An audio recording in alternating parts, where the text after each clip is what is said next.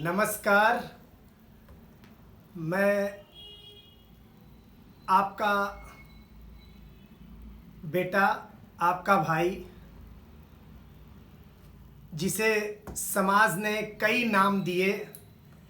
किसी ने राष्ट्रीय नेता कहा, किसी ने कुकुरमुत्ता कहा, किसी ने मुझे राजनीतिक बार्गेनर कहा, किसी ने मुझे स्वघोषित ईमानदार कहा और किसी ने मुझे बेईमान कहा। लेकिन मैं वही आपका बेटा, आपका भाई, आपका दोस्त, आपका मित्र दिव्यांग राकेश रोशन सिंह बागी, पूर्व महामंत्री छात्र संघ, प्रदेश अध्यक्ष दिव्यांग प्रकोष्ठ वर्ल्ड सोसाइटी मानवाधिकार। साथियों, मैंने आप सभी से एक निवेदन किया था, एक इच्छा जाहिर की थी कि मैं चाहता हूं कि नगर का बच्चा जो है वो पालिका फंड से परिचित हो, और उसी कड़ी में नगर पालिका परिषद फंड पाठशाला के तीसरे अध्याय में आप सभी का स्वागत है और आप सभी का वंदन है, और दिव्यांग राकेश रोशन सिंह बागी का आप सभी को सादर प्रणाम है। तो आज बात करेंगे 15वां वित्त पर। 15वां वित्त क्या है? केंद्र सरकार यानी भारत सरकार और राज्य सरकार दोनों के ज्वाइंट जो अमाउंट आते हैं उसे क्या कहते हैं? 15वां वित्त कहते हैं। ये वर्ष के हिसाब से चेंज होता रहता है। कभी इसके पीछे 14वां वित्त चला, अभी 15वां वित्त चल रहा है। तो 15वां वित्त में 70% जो धनराशि होती है वो भारत सरकार से रिलीज होती है, और 30% जो धनराशि होती है वो राज्य सरकार से रिलीज होती है। 15वां वित्त दो तरह का होता है। इसमें दो खंड होते हैं। एक होता है टाइड फंड, दूसरा होता है अनटाइड फंड। टाइड फंड से सफाई, पेयजल, वाहन खरीद वगैरह काम होते हैं, और जो अनटाइड फंड है उससे विकास कार्य यानी सड़क, नाली, गली, जो आप विकास जहां तक समझते हो वो सारे कार्य इससे होते हैं।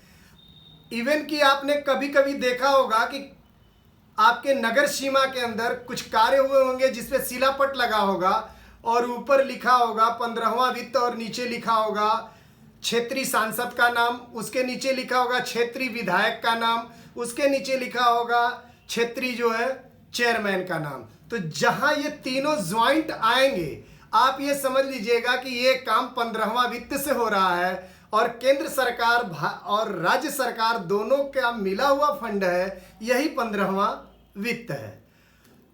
और सच पूछिए तो सबसे ज्यादा फंड इसी में आता है। ये अनलिमिटेड है। पिछले साल चुनावी वर्ष के नजदीक, नगर निकाय के चुनावी वर्ष के नजदीक, मुझे लगता अभी एक साल भी नहीं हुआ, करीब 40 करोड़ रुपए के लगभग ये 15वां वित्त में आया था, जो पिछली बोर्ड ने ये कह दिया और उसके चेयरमैन ने ये कह दिया था वो कार्यक्रम होते ही 10 मिनट के बाद ही, कि कार्यक्रम के समापन के वर्चुअल था ओपनिंग, उसके 10 मिनट के बाद ही कह दिया था कि इसमें के 90% कार्य हो चुके हैं। बहरहाल वो पीछे की बातें थी। उसी फंड से नगर पालिका परिषद कार्यालय के अंदर एक ओवरहेड टैंक बना हुआ है।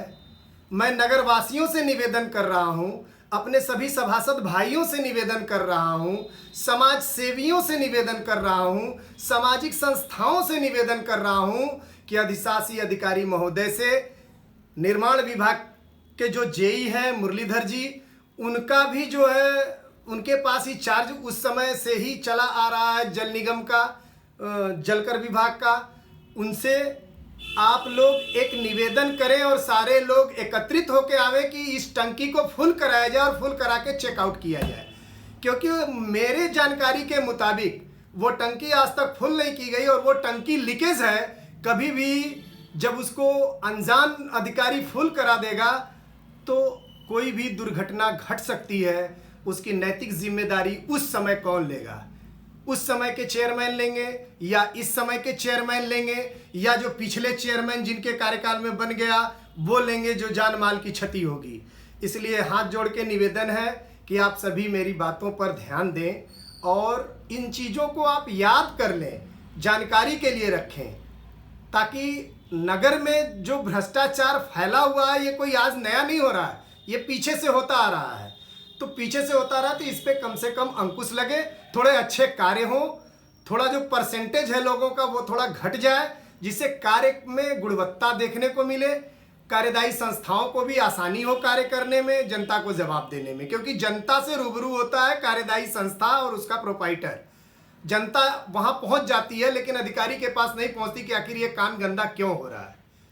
इन्हीं चंद शब्दों के साथ फिर मिलेंगे अगले अंक में और आपको उसमें बताएंगे कि शिष्टाचार फंड क्या होता है और शिष्टाचार फंड को कैसे ये लोग यूज करें। तब तक के लिए आप सभी से इजाज़त लूँगा। धन्यवाद, नमस्कार, सादर प्रणाम।